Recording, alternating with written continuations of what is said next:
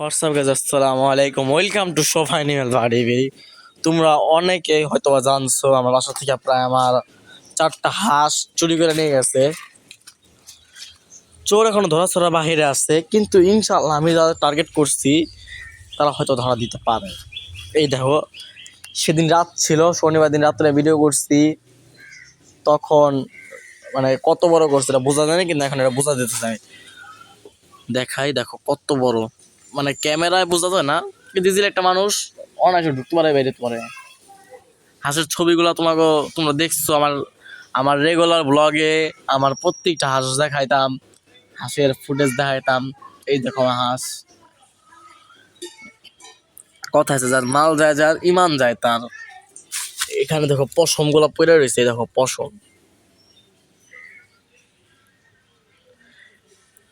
যে নিছো ভিডিও দেখে থাকবে ওরা কমো ভাই।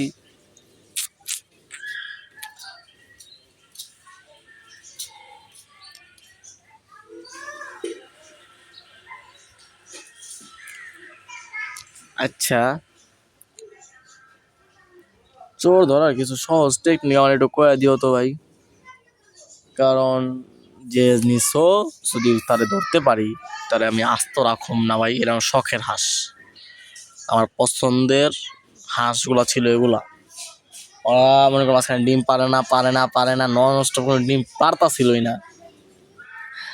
আমার আম্মুকে তো এবার কইছিল যে হাঁস সব বিক্রি করে দিবো, সব খায়ালামু, মানে সব মানে হয় খায়ালাম না বিক্রি করে দিবো।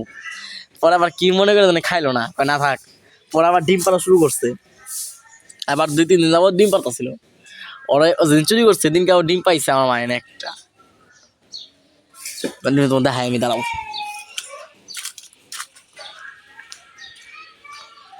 ডিম ওদিন কাউ ছিল, তাইলে হাঁস যে নিছো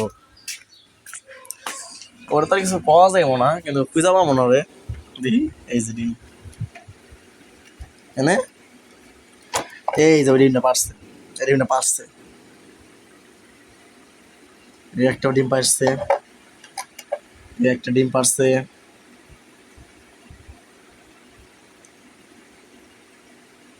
এটা ফ্রিজে ছিল সব।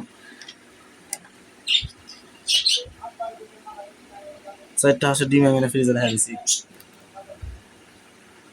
পাখির আপডেট পাই নাই, কারণ পাখি রাখি ভিডিও করতেছি না, ওসব মিটিংয়ে দিয়ে দিচ্ছি। সবাই দোয়া করো। So good bye.